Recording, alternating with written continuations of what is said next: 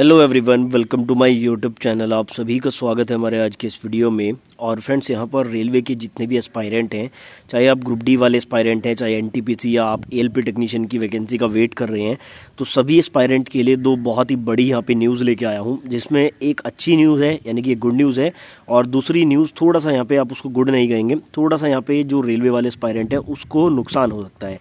तो दोनों न्यूज़ आपको इस वीडियो में बताऊँगा। इस छोटे से वीडियो को कंप्लीट देख लेना, पूरी जानकारी आपको इस वीडियो में मिलने वाली है।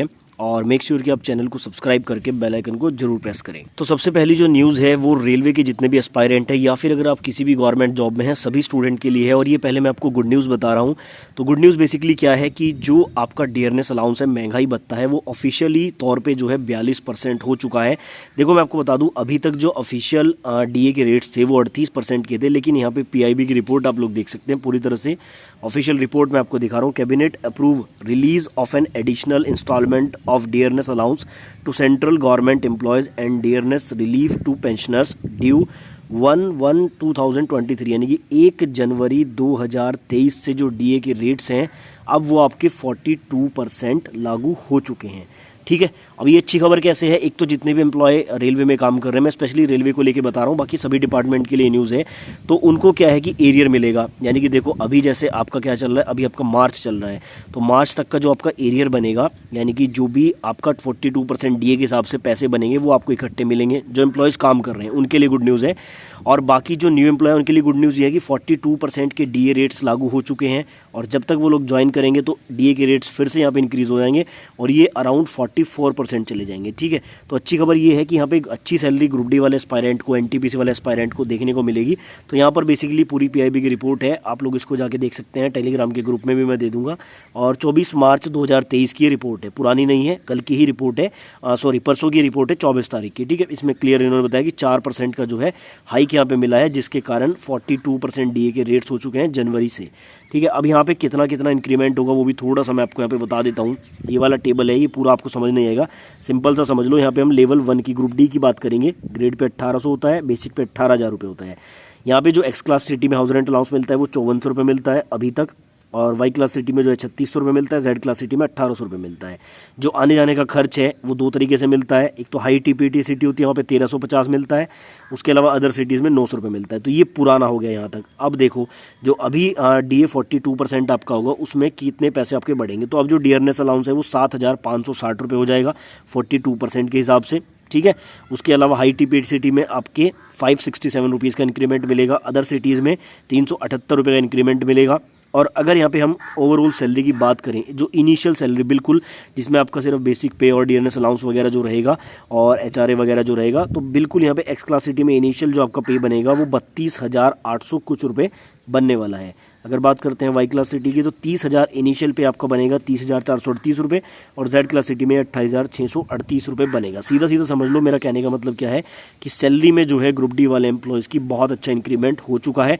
न्यू जो एम्प्लॉय ज्वाइन करेंगे अब उनको बहुत अच्छी सैलरी यहाँ पे मिलने वाली है। बाकी अगर आप लोग कमेंट बॉक्स में कहेंगे तो एक एक पोस्ट की सैलरी भी आपको बता दूंगा कि किस पोस्ट पर कितनी सैलरी आपको ज्वाइन करने पर मिलने वाली है। तो ये यहाँ पर एक अच्छी न्यूज़ थी। अब चलिए दूसरी न्यूज़ की तरफ बढ़ते हैं, जो थोड़ा सा यहाँ पर रेलवे एस्पायरेंट के लिए अच्छी नहीं है। तो जो दूसरी न्यूज़ है ये भी यहाँ पे ज़्यादा पुरानी नहीं है, 20/3/2023 की डेट आप लोग देख सकते हैं, government of India ministry of railway, और ये NFIR यानी कि national federation of Indian railway को यहाँ पर लेटर लिखा गया है, आप इसको सर्कुलर कह सकते हैं। और बेसिकली ये पूरा पढ़ के सुनाऊंगा तो बहुत ज़्यादा टाइम वेस्ट होगा, मैं आपको बिल्कुल ओरली यहाँ पे बता देता हूँ। बस सब्जेक्ट आपको मैं पढ़वाना चाहूँगा। सब्जेक्ट में क्या लिखा हुआ है? General departmental competitive examination prescribing minimum service condition for serving railway employ. देखो, रेलवे में क्या होता है, जब आप रेलवे में ज्वाइन कर लेते हो तो दो तरह से डिपार्टमेंटल एग्जाम होते हैं। एक होता है GDCE यानी कि जनरल डिपार्टमेंटल कॉम्पिटिटिव एग्जाम, एक होता है LDCE यानी कि limited departmental competitive exam. LDCE क्या होता है कि जैसे ट्रैकमैन होते हैं उनको LDCE में एग्जाम देने का मौका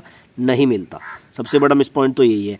LDCE में क्या होता है कि जिस डिपार्टमेंट में आप काम कर रहे हैं, मान लो आप पॉइंट्समैन हो, ऑपरेटिंग डिपार्टमेंट में है, तो आपके डिपार्टमेंट में इंटरनल वैकेंसी आएगी, LDCE के थ्रू आप एग्जाम देके अपने एक्सपीरियंस के बेस पे उसमें प्रमोशन ले सकते हो। दूसरा आपका GDC है, जनरल डिपार्टमेंटल कॉम्पिटिटिव एग्जाम। जैसे मान लो आपने ग्रुप डी में किसी भी पोस्ट पे ज्वाइन किया, लेकिन GDC में क्या होता है, ALP की पोस्ट आ गई। ठीक है ना, जीडीसी के तहत एएलपी की पोस्ट आ जाती है तो आप उसके लिए अप्लाई कर सकते हैं। यानी कि इसके लिए कोई भी एम्प्लॉय अप्लाई कर सकता है और वो यहाँ से सीधा ग्रुप डी से एएलपी बन सकता है, जेई भी बन सकता है, एनटीपीसी में स्टेशन मास्टर भी बन सकता है। तो ये आपका जीडीसी होता है। अब ये जो जीडीसी है ना, पहले इसमें क्या होता था, जैसे आपने ज्वाइन किया आज रेलवे, मान लो आपने आज ग्रुप डी में ज्वाइन किया, तो उसके कुछ टाइम बाद, जैसे मतलब टाइम फिक्स नहीं था इसमें, कभी भी आप लोग जो है, जैसे जीडीसी की वैकेंसी आ गई ज्वाइन करने के कुछ दिन बाद ही, तो आप एग्जाम देके और जीडीसी में प्रमोट होकर दूसरी पोस्ट पे जा सकते थे। अभी इसको चेंज करने की यहाँ पे जो है बात सामने आई है।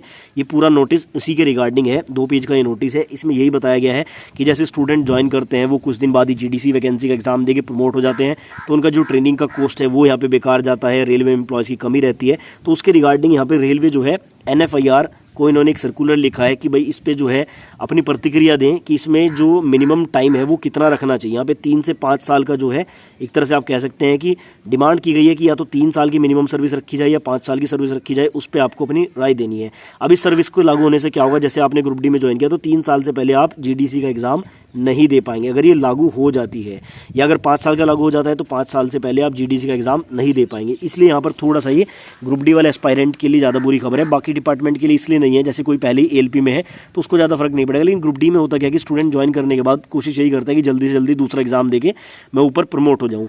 तो अगर ये 3 साल का क्राइटेरिया, 5 साल का क्राइटेरिया इस पर लग जाता है तो 3 या 5 साल से पहले आप जीडीसी का एग्ज़ाम फिर नहीं दे पाएंगे, और अदर जॉब्स में जैसे ALP, JE technician, RPF, SI constable, इनमें आप लोग नहीं जा पाएंगे इस जो है आप लोग डिपार्टमेंटल जीडीसी के द्वारा। और जीडीसी का एक बेनिफिट और भी होता है, जीडीसी में कंपटीशन कम होता है, ठीक है ना। ओपन वैकेंसी में आपको पता है कि 1 करोड़ फॉर्म भर जाते हैं, इसमें सिर्फ एम्प्लॉयज़ ही पेपर देते हैं, उसमें भी कुछ लोग पढ़ते हैं कुछ लोग नहीं पढ़ते हैं। जो पढ़ने वाला होता है वो ईजिली यहाँ से प्रमोशन ले लेता है, इसलिए थोड़ा सा बेनिफिशियल था।